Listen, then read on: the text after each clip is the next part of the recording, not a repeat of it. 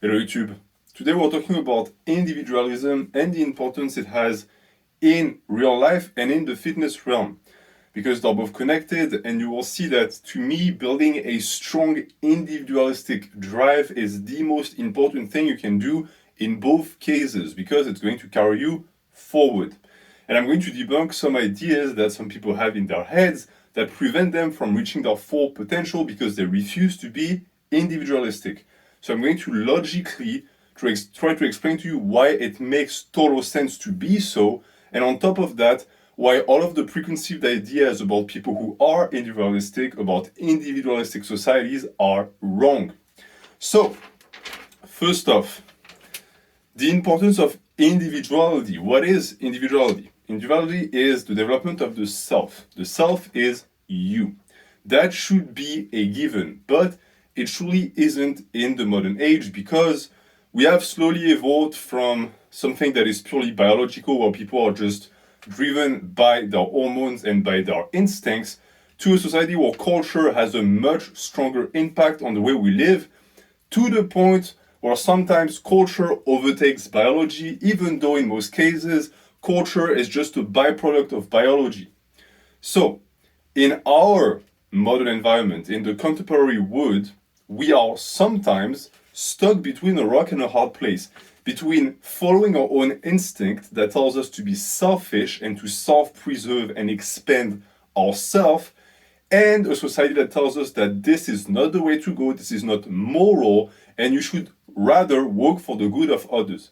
I'm going to prove to you that these two things are actually the same exact thing, and that what most people call being good to others, being charitable, in reality is disguised negativity, and it's only going to make your life worse as well as the life of others. So that is what I'm going to refer to when I talk about individuality. It's the idea that self-betterment and the fulfillment of the needs of the body and the spirit are first and foremost essential for the individual, for human beings in general. And that is something that we should look after. It should always be our number one priority, always, and nothing should ever replace it. Outside of that, you also have the collectivity. And the collectivity is the environment in which you, as a person, exist. It's the people around you, because an individual, when multiplied by 100, make a collective. There are multiple types of collective. I'm mostly going to be talking about communities, societies, and countries in this video. I'm not going to go too deep into each because this is not really, it's not really focused on sociology. Rather, I want to discuss philosophy in here to help you improve your life. But you'll see that here and there I'm going to use some concepts that relate to social engineering. So, in my word, and in reality, logically, if you think about it, the collective stems from the individual and not the other way around. If we were to look at it as which one came first, the chicken or the egg, in this case, it's the egg, okay? It's because the connection between the two is not parental in a sense, it is communal. So the group cannot exist without the individuals that make it, but the individuals can exist without the group. You will see, however, that the potential of the individual might not be fully expressed without the group. Whereas for the chicken and egg thing, for the people who are interested in that little mystery or enigma, the reason why you can never say with certainty which came first is because for it to be a chicken, there needs to be a chicken egg, but for the chicken egg to exist, there needs to be a chicken that laid it. In reality, it's splitting hair, it's a discussion about genetics, and when the first species that we refer to as chicken came to life. And so in reality, it also means that for the chicken and egg thing, the egg came first because the parent created an egg that was 0.00001% different in DNA, and that's the first chicken. So the egg came first, but it's not the topic of the video. So, in terms of the semantics I'm going to use, I already said individuality, collective, etc. You're also going to hear me talk about individualism and collectivism. These are not the same thing. These are ideologies, and you will see that individuality is not individualism and collectivity is not collectivism. I'm going to explain it right now. In terms of individualism, a lot of people will tell you the West is made up of countries which promote individualism. The idea that the person comes first, not the group. And it also carries a certain amount of negative connotations, such as selfishness. The idea that in countries such as America, people look after themselves to the point where they sometimes become cruel, and it gave birth to an entire system of ruthless capitalism where people go way beyond the simple preservation of the self, and the expansion of the self, la soif de pouvoir, is going rampant to the point that they then start to encroach on other people's ability to preserve themselves. That is individualism, okay? So I'm not going to use that term that much because in reality, one, it doesn't happen as often as people say, it is widely overblown, and two, it's a different discussion. It's the discussion about economy and about things that are not really philosophical. So if you're interested, maybe I'll make another video about it, but it's not the topic of this one. Collectivism is the exact opposite, of course. It is the idea that the group takes over the individual, and that for the best of the group, you need to subjugate the individual. And a lot of people say, oh, the East is based on collectivism. That also is not really the case, because if you look at Asian countries, for example, which are often used as the primal examples of collectivism in the world, they truly are not, at least not based on our definition. Meaning that for it to exist, there needs to be strong individualism in the first place, because the excellence of the one permits the excellence of the group. That exists in every Asian country. If you've been there, the standards are extremely high, and personal responsibility is also extremely high. That is, and I'll get back to that, good collectivism, and in reality, it is where human beings evolved to. Now, there's also evil collectivism, where a small portion of individuals force a group, the majority, to abide to certain rules, and they convince the group in a sense that this is for their own good, that they submit for the good of the group, but you quickly realize that the only people who benefit from that are the individuals on top. You can just call that communism. This is the exact appellation for this type of system, and it works perfectly well because it is extremely easy to shame people into giving up their individuality if you convince them that in the long run it's going to benefit them, which in reality shows that the entire system is highly hypocritical, because if it's supposed to benefit the group, the only way to really get people to do that is to convince them that once the group benefits, the individual benefits. And on top of that, when that doesn't work, you use fear or coercion, which shows that the system is bound to fail. And the system is a Ponzi scheme in reality that benefits 0.001% of the population, the apparatchiks that control everything. That's political. Likewise, it's neither philosophical nor related to lifting. But I say that to make you understand that even though you might think that your primal instincts will help you preserve your individualism, it truly isn't the case. You can easily be poisoned into giving up your individuality, and once that is given up, you are doomed, because once the self is gone, everything is gone. If you cannot control and protect this, you can't control your private property, you can't control your family, because they don't exist. They're connected to the self. If the self is stolen, everything you think you own is stolen. You own nothing now. Very important, because it relates to lifting, as you will see very soon. So that's the two terms that I'm not going to use that much, because as I said, they're hors sujet. After that, how it applies to YouTube fitness. I just spoke for, I think, 5 or 10 minutes about something that looks to be completely out of topic. But in reality, it truly isn't, because YouTube fitness is a perfect example of collectivism going rampant and the sacralization of the individual that in reality is going to suppress the collective. So the way it works, I'm going to just stop for 1 second. My cat is clearly a Soviet agent. She didn't like me bad-mouthing communism, so she was making noise. She was taken care of. She's off to the gulags now. Okay, so how it applies to YouTube fitness? Well, YouTube fitness, if you think about it, what is YouTube fitness in reality? YouTube fitness is a bunch of guys like me who make videos watched by a bunch of people. So there's already a distinction between me, who I define clearly as an individual through my channel, and you who are really just a name lost in the mass. So by default, you are the collective and I am the individual. This is the state of affair here. And it could be good, meaning that this is not necessarily a bad thing, but you will see that in reality, it creates a system of oppression that completely suppresses your individuality, and that relates to real life. So, to go back to what I said previously, when I first introduced the topic, and I told you that in reality, individuality and the collective are connected, and individualism and collectivism are connected. How so? Well, if you look, as I said, at collectivism, collective systems that function, what are they based on? They're based on the strength of the individual.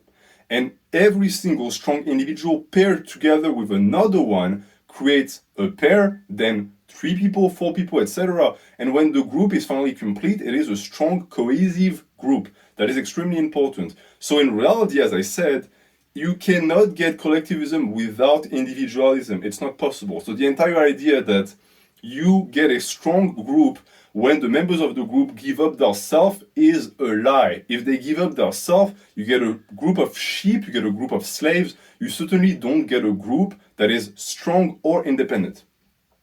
Where that starts making sense is that a big portion of YouTube fitness is the giving up of the identity. And I will explain that in details because I'm preparing a video about YouTube fitness and YouTubers in general, where I'm going to talk about fanboys, I'm going to talk about the parasocial relationship that you might not know, but is damaging your mental health and your ability to progress and be whole as a person. Here in this video, I'm mostly going to talk about the reason why you lose your individuality on YouTube fitness. First off, as I said, you're just a name in the mass, and especially on big channels, you don't really exist. The guy who makes the videos doesn't read your comments. You might have a few interactions here and there with other people, but you'll never talk to these people again because there's just too many people in the collective. That is a big issue because in reality, again, collectives are not hundreds of thousands of people. They're made up of small communities. A country is not a nation united with people who share the same ideals. That is the dream, of course, but there's not a single example on earth of people who actually work like this without force or without being coerced by tyranny.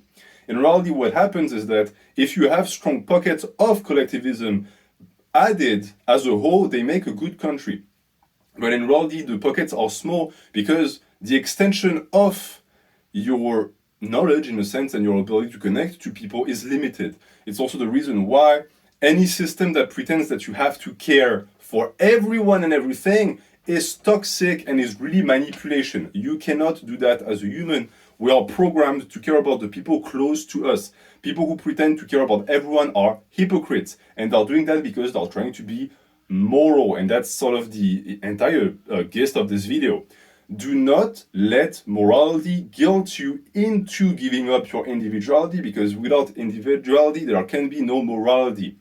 Someone who doesn't have its own agency cannot be moral because they're just following orders. For example, let's say there's a cat on the side of the road, it's hurt, and you go to pick it up and you help it. That, in my opinion, is good morality. You have followed your own principles. There is a weak and innocent creature hurt, you're going to save that creature. Now, let's say there is a law in your country with policemen watching everyone, and the law states that if you don't help a pet in distress, you're going to go to jail. You help that cat. Is it still good morality? I argue that no, because you were forced into doing that. It's the same dichotomy between charity and welfare. Charity comes from the self. You decide, I want to give because I think this is good. And the other one is the government taking money from your pocket and putting that into the pocket of someone else, taking also the, I was going to say the benefit, yes, the benefit because they take a portion of it, but also taking the responsibility for it, so they get the praises for giving the welfare, even though it's your money, which really goes to show how toxic that system is also. But most importantly, it's not you doing that out of kindness. You didn't do that because you wanted to, you were coerced, and that is always bad. So that is what YouTube fitness and what a strong collective can do. But again, as I said, that strong collective force stems from the individual. It always does. And who is the individual in that case? The YouTuber, and that also goes for me. we have a strong sway over our audience. And I have found that the more toxic the channel becomes, the more amoral the channel becomes, the more sway the YouTuber has, to the point where you have a large portion of the audience that is going to just obey what that person says, whatever they say, because what they say goes, and what they say must be moral because they represent the supreme authority that governs the collective. It is something that I've always fought on this channel. I have people on the channel that understand that perfectly, even though they might not have intellectualized the concept, and they actively fight it as well. This is most excellent. I'm going to talk about it more, but never be reverent for anyone. Respect those that you think deserve respect, but never respect someone just because another person does. This is entirely stupid. This is how you enter a cult or how you get embrigaded into a group that is going to work against your own interest. So that is what YouTube Fitness does. It steals your agency in reality because you are stuck in a situation where, let's say you're on a big page of someone who idolizes the YouTuber who makes the video. That goes also for my page. And you say something that goes against the word of the person. You are now going to be targeted by the group. So you are now seen as an outsider of the group. But in reality, the only thing you're doing is you're expressing your individuality. And the group, the collective, immediately punishes you for it. Because the collective has given up their individuality. There's a portion of jealousy in this. In reality, it's the group that punishes the free person. It's a group of slaves that is going to try and put chains on you as well. And that is, in nature, a behavior that is extremely current. And it's very strong in humans. And so, this is why, in terms of preservation, what you need to do is to continue on that path. Even if you get attacked, it is perfectly fine. Being attacked for your opinion means that you have an opinion. And that is a good sign that you have preserved your individuality. So keep going.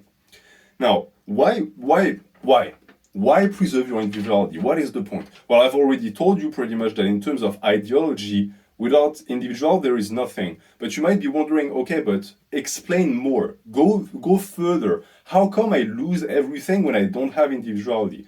Well, it's quite simple, and I can relate that to lifting. Why do you lift? I actually have a series prepared that is going to be called Why We Lift. But why do you lift? Is it for the collective? Is it so that you can lift a fridge for your grandma or for the guy down the street? I don't think so. You lift purely for personal gain. And that is perfectly fine. And it's the reason why also in the soul shaming video I explained to you that society likes to point out lifting as something vain.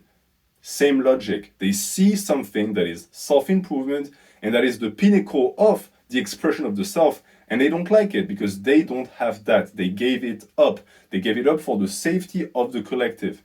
And so they are trying to actively punish those who don't follow the same path. In this case, if we're going back, understand also that, as I said in the previous installment, and by installment I mean before I went to stop my cat from making noise. If you compare individualism and collectivism, as I said, collectivism is to me the stage that humanity reaches when it has perfected individualism. Because if you get enough people who reach their full potential, eventually you start maxing out. And when you're maxed out, you realize that it becomes tougher to work without a group. And maybe then you get married, right? That's the start of collectivism in reality. The family is. You get married, you have kids. You pass down your knowledge to your kids with the hope that they surpass you because they share your values.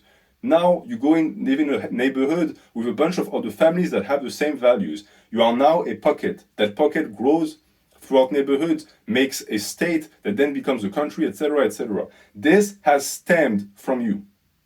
The first step was you.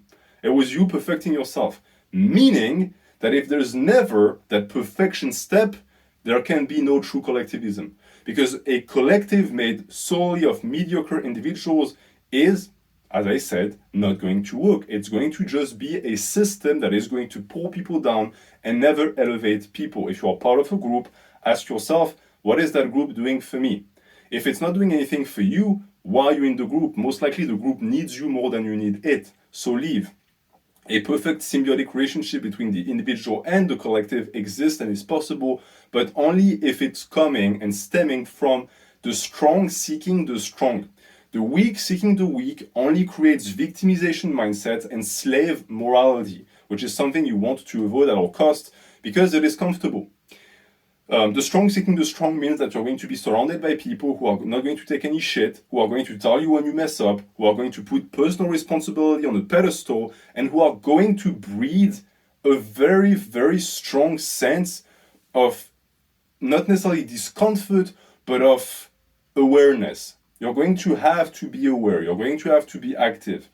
On the other hand, the weak, seeking the weak, creates comfort pockets, secure spaces where nothing happens. If something happens that is not liked by the group, they reject it immediately, etc. This is something you want to avoid because, as I said, you can find it reassuring. And let's say you do find it reassuring, it's going to be extremely tough to be extirpated out because anyone from an actual striving, healthy mindset will seek and will rather appear to you as predatorial. And so you're going to have the mindset of a sheep that flees the wolf that is going to try and who is only trying to remove its chains. I'm going a little bit too deep here. But the reason why I say that is because in terms of lifting is exactly that. Lifting is accepting that personal responsibility means if you put in the work to lift, you are going to get great results. If you don't, you won't. It sounds simplistic. Many people still don't get it. I still have many people who wonder why they're not making any progress. And I can tell you that if I could see the way they train, I could point it out and say, hey, it's because you're lazy. This is why you're not making any progress. But of course, it doesn't appear evident to them because they are lacking individuality. There is no one stricter with himself than the individual who has a strong sense of self, because you cannot escape your own critical judgment. A lot of people manage to, the weak, they constantly extend their critical sense on others because it saves them from critiquing themselves. And the same people, if you critique them, they would fall apart because they just can't take it. If you critique yourself constantly and you're constantly seeking performance, you are going to want to be extremely tough and resistant and resilient to critique because you will understand that it might be either a gratuitous attack or a way for you to better yourself. And on top of that, you won't even need people to critique you because you'll be your worst critique. And these people are dangerous. These people are the ones that drive forward. They're unstoppable forces and they make the best groups. These are the groups that work. And I say all of this to also present the flip side of that, the idea that a perfect or the perfected collective should stifle the individual and that you shouldn't be able to hear the voice of the individual within the group if it's done properly. I explained at the start of the video, that is not what collectivism is. So now that this is said, I've always noticed that the best lifters are individualistic to sometimes a fault, meaning that you get to such a high level of physical development and spiritual advancement that you stop being receptive to new information and you start thinking that you already know everything. That can be a problem, especially if you stop growing. But if you are actually true to yourself and you are keeping yourself accountable, it's never going to happen. Because if you stop progressing, you're going to realize that your mindset needs to be changed and the practices and ideas that you apply in training need to be changed. In reality, the people who are stuck in their way, who don't progress, but who refuse to change, don't have strong individualistic sense. Rather, they have deluded themselves into thinking that they have reached the max. They think they can never learn anymore, and therefore they also reject knowledge coming from others. But I've, as I said, always found also that the more you learn about lifting, the less you need other people. And in reality, with this channel, if you're new or if you're an intermediate, you're going to reach a stage where you're not going to watch as many of my videos because you're going to know most of what I'm going to say. And I want you to know at this moment that it's great. This is a moment of pride for you. It means that you have now a knowledge base and a matrix in your brain sufficient that you don't need to rely on someone else. And that is also the beauty of individuality. Someone stuck in a collective can only exist in the collective. The individual doesn't need the collective. It only enters and creates collectives if it seeks benefits from it Once it stops being beneficial, it leaves because it doesn't need it. And in reality, this is also for the people who wonder, oh, is there a way to destroy toxic collectivism? Yes, there is. Just leave. Just don't engage. Because this group of people exist on off the back of the very few strong persons that are part of it. Once the strong people leave, it's only weak people, and weak people tend to devour their own. They start with the weakest member and then they just go up from there. So that's a life lesson as well. If you want to see a system that you dislike crumble, just leave. If you critique it, in reality, you might just be feeding it more. Unless you have a way to just completely torpedo the entire thing, then yes, do it. But if you don't, the best way is just to not engage. In terms of what this does, what I just described does, in reality, I'm just presenting the idea of a role model. Because strong individuals breed strong individuals, not necessarily through biology, but through sociology. Because we are attracted to this type of people. It's what people call charisma in general. Charisma is individuality. It's not collectivity at all. You don't find a group charismatic. You find the leader of the group charismatic. Does it mean that they are objectively the best member of that group? No. But you know that they have the approval of the group, and that makes them extremely attractive. In terms of power fantasy, especially male power fantasy, that is the driving force. And it's also the reason why, as I said, YouTube fitness is this, but bizarro mode, because you are looking up to a role model that doesn't have a contact with you, but you have the weird idea in your head that you're part of his group. You're not part of his group. I mean, you're a subscriber. I would say, and that's something that I'm trying to preserve, that on this channel, you are part of a group, you're part of a tight-knit community. But let's not kid ourselves. I know some of you on a certain level. I don't know you personally. You could die tomorrow, I wouldn't be the wiser.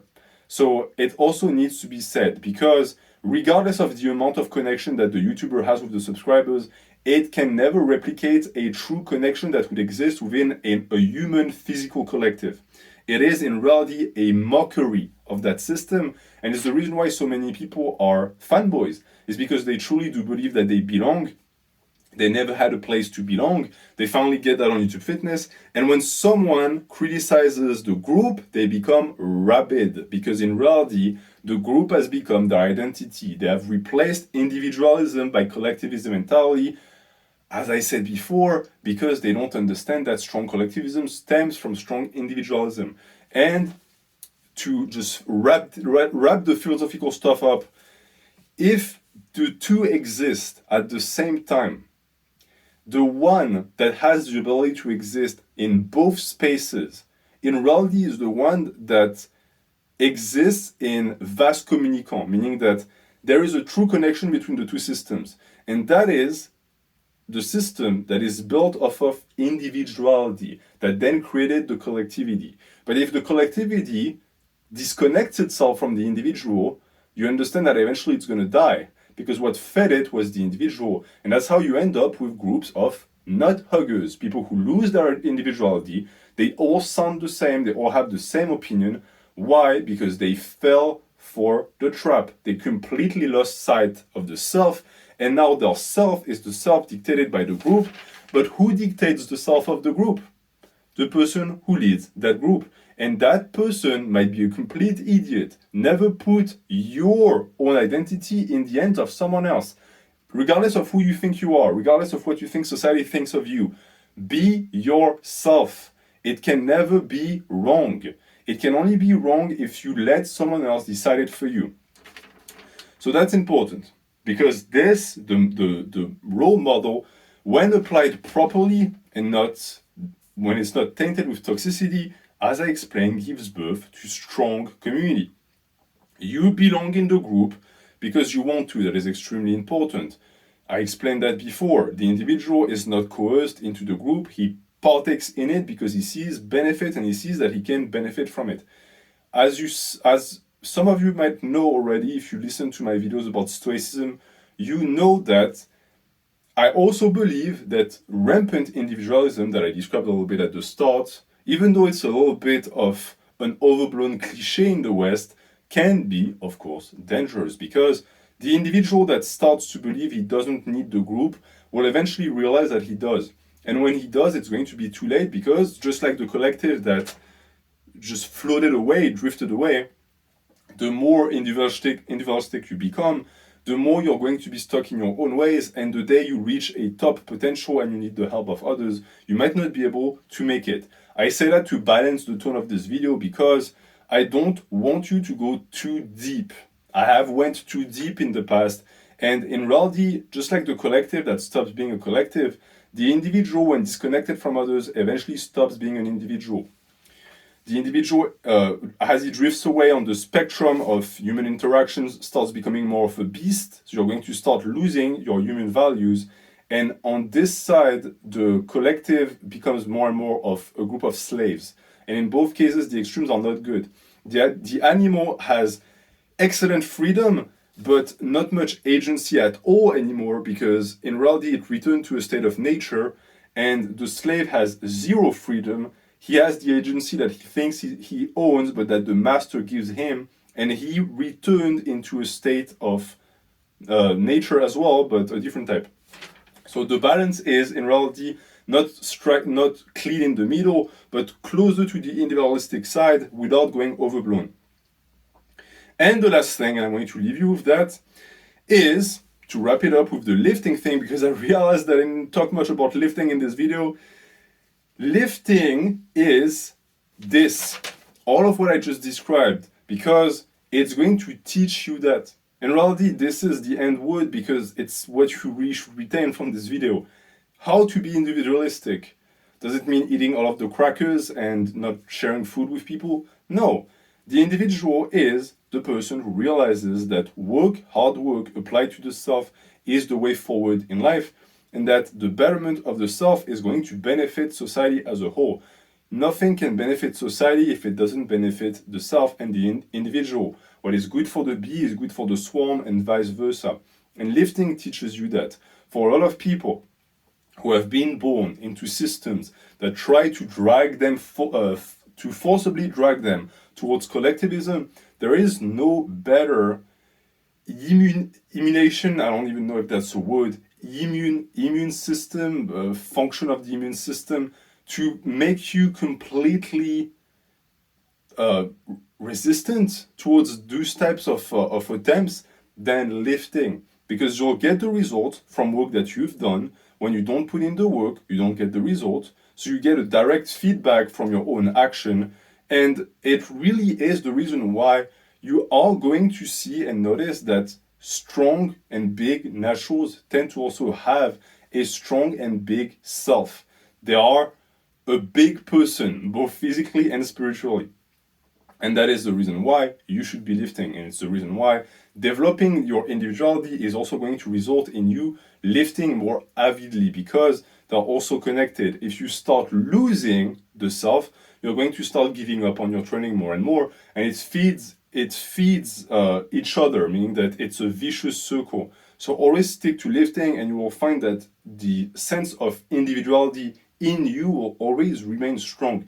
And as it remains strong, as I said, you become a role model, you become a good addition to any group you want, but most importantly, you also become a force. In a society with a lot of people with a strong sense of individuality, people can strive, people can be happy. You don't need others, but if you want to, you can associate with them. On the flip side, a society that rejects and tries to crush individuality is a system that is going to make people very miserable. And as I said, the reason why you see that in the modern world, where you see so many people who seem to be seeking their own misery and destruction, is because it's comfortable. Lifting is uncomfortable. Being strong is uncomfortable. Being big is uncomfortable. But between the discomfort of the now and the permanent lack of anything of the future, if you refuse the present discomfort, I think the choice is extremely easy to make. And I'm going to leave you with that. Thank you for watching. Have a good day.